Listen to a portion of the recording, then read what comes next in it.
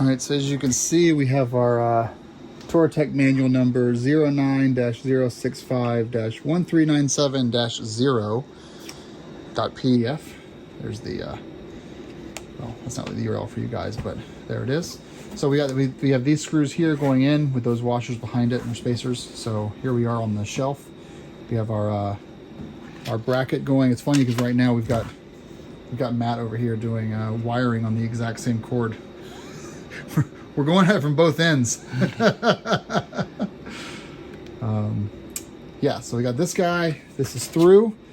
Here is our bracket. Notice that it says have the keyhole facing up, and these need to go into these little spacers right here on the bottom.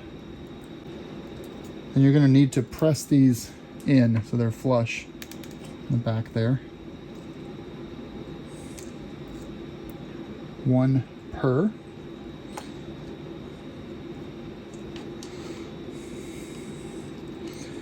And then this goes, ooh, I watched it. There you go. Thank you. This goes into here.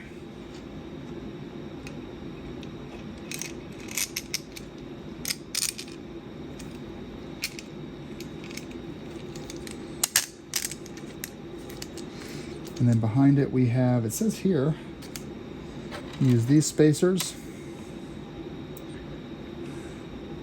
with the backing plate in this orientation. So we'll just put all those on.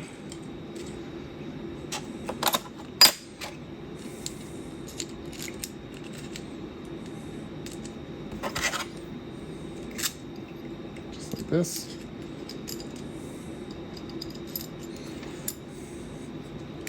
Like that.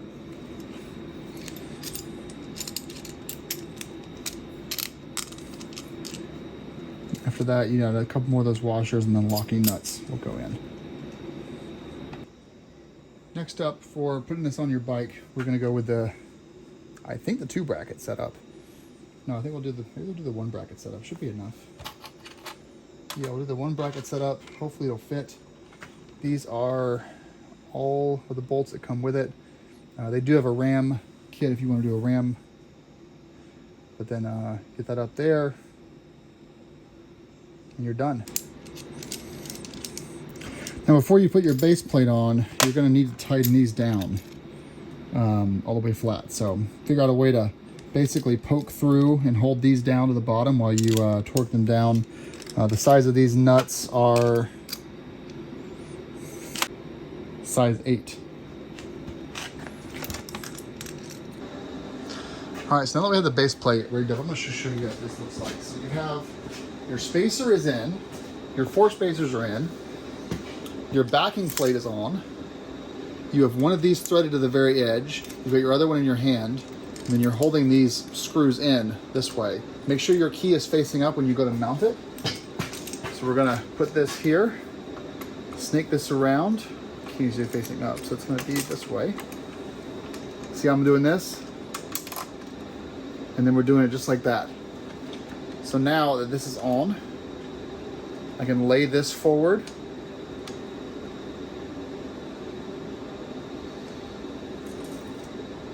Washer on. And then get this guy threaded. That may not be tight enough. Might have to put a little bit of tape behind there, but let's just hang out for a second and we'll tighten it all down.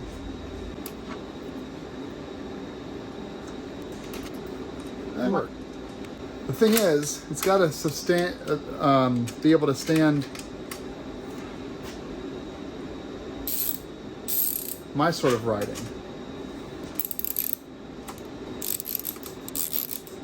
Yeah, that's right.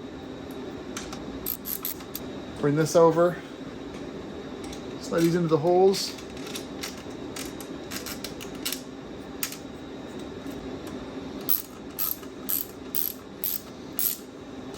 There we go. Now you're gonna have your number 7 and your 2.5 L key from Wera. Link in description.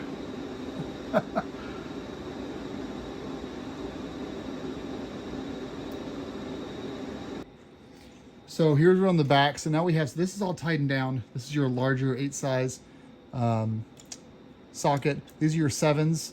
You've got locking nut washer on the back side, the 2.5L. So we're gonna do, we did the top 2, I'm doing the bottom, that's it. So hold your finger on the front, put your washer on, hold your finger again, get this thing started, then L into that hex. For now, we're just getting them started.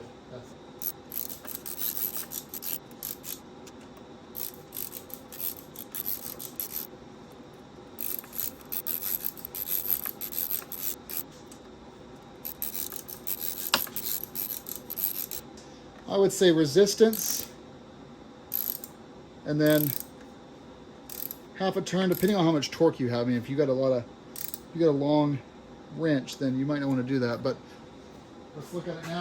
Give it a willy move here. I mean, you can still adjust it, right? But it's not going to go anywhere. So you can still, with your both your hands, grab onto it and move it with an, you know, I'm not weak here, but it's still adjustable, right? But you've got your release here for your Zumo. You've got your release here, like that. So you have to release this first, then you can push on this button to release your XT. Orientation is on the back, we'll say Zumo XT, right side up. We're just gonna dock it in here, push. When you push, that Garmin logo on the back, this little doohickey right here will recess and come back up. So bottom to top, boom, then lock this, like that. From there, you can sit on the bike, make sure you're happy with this angle, and then you can really crank on this thing. Not really, but crank on this thing a little bit, get these bolts tight. When you're ready to release it, press this button here, press on top, and off it goes. So I like this setup because for me, I had the exact same Touratech locking mount on my Husky 701LR, and so I can actually move the Zumo between bikes. So all my routes are on one GPS device. My GPS device is paired to my one Cardo Pack Talk Black, and so I can move the GPS device and the Pack Talk between bikes and helmets. And so it's just a nice way to keep everything in sync, rather than being synced just to the motorcycle. From now, we're gonna basically take this cord here. Your wiring for this is on the right side of your bike, so you're gonna follow this down here. You're gonna come straight down, and basically from there, I will show you guys in a separate video how to wire it up, because my wiring is gonna be different than yours. I'm using the, that's sideways, isn't it? I'm using the BMW accessory power, which I'll show you guys in a separate video. Thanks for watching. This has been the Zumo XT Touratech locking mount on the R1200GS Adventure.